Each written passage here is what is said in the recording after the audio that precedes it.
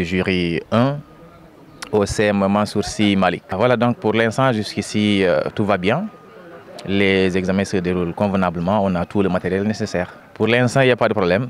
La communication semble être bien passée, donc les élèves sont en train de respecter et on espère que ça va continuer ainsi. Ici, nous avons 170 candidats, 81 garçons et 89 filles. Alors, il y a 5 absentes, 5 filles qui ne sont pas là. Donc, il y a 165 candidats qui ont composé. 81 garçons, 84 filles. Madame Ndiaye, je suis enseignante à l'école Mour Diop. Je suis ici surveillante au centre Malick Sy Mansour. Bon, le déroulement est bon. Donc, tout le matériel est en place et tous les surveillants aussi. Mais les téléphones portables, on remarque que les élèves n'ont pas amené ça. Surtout les téléphones. Puisqu'on a interdit ça, ils n'ont pas amené. Je m'appelle Tanou Diallo, je suis en classe de 3e B à l'école Saint-Manguier et j'ai 16 ans. Aujourd'hui, c'est le BFM. Quels sont les sujets que vous avez à faire? On a fait l'épreuve de français. C'était rédaction en premier lieu, après dictée, après TSQ. Le soir, qu'est-ce que vous ferez? On fera SVT et anglais. Comment vous avez trouvé les sujets? C'était abordable. Coalition Éducation pour tous aujourd'hui a participé avec le ministère de l'Éducation nationale. Donc nous avons délégué une représentante qui est partie dans la délégation du ministre dans la banlieue de Dakar. Donc elle nous a rendu compte que ça s'est très bien passé parce qu'ils ont visité une école de l'IF de Pékin et une école de l'IF de Guédiawaye.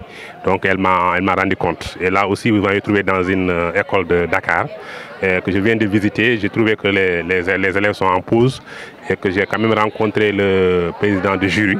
Et il m'a dit que vraiment pour le moment ça se passe très bien. Donc voilà un peu les appréciations que j'ai par rapport au déroulé. Donc au niveau de la banlieue, ça s'est bien passé parce que notre représentant était là-bas. Et ici aussi à Dakar, je viens de rendre visite à une école.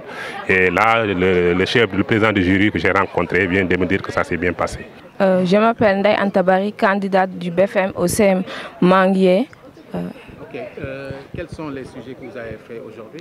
On a fait la rédaction, le sujet de TSQ et de la dictée. Comment vous avez trouvé les sujets? C'était abordable. C'était abordable pour un élève moyen ou bien pour une bonne élève? Pour un élève moyen et bon aussi. Ça peut aller. Oui. Vous êtes confiante? Bien sûr. Pour les autres épreuves, comment vous pensez? Je pense que si ça continue comme ça, vraiment, on aura beaucoup de taux de réussite. Oui, nous n'avons pas de problème de surveillants. Donc l'inspection a convoqué assez de surveillants et donc tout se déroule bien pour l'instant. Il n'y a pas à se plaindre.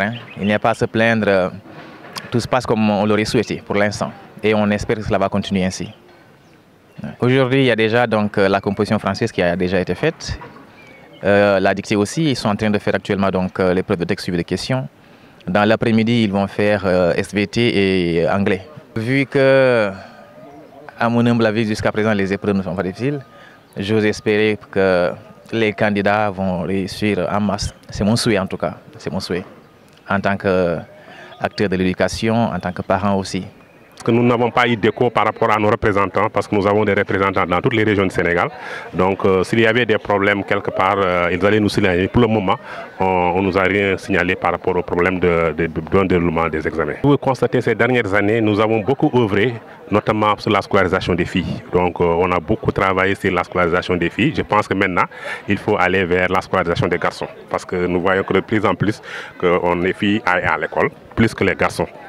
Donc c'est un plaidoyer aussi qu'on doit faire pour qu'il y ait aussi plus de garçons dans les établissements scolaires. Et quand même de lancer un appel aux élèves et quand même de respecter les décisions qui sont prises par rapport aux examens, de ne pas amener les téléphones portables à l'école et quand même de suivre scrupuleusement les règles qui sont édictées par les présidents du jury et les responsables des centres d'examen.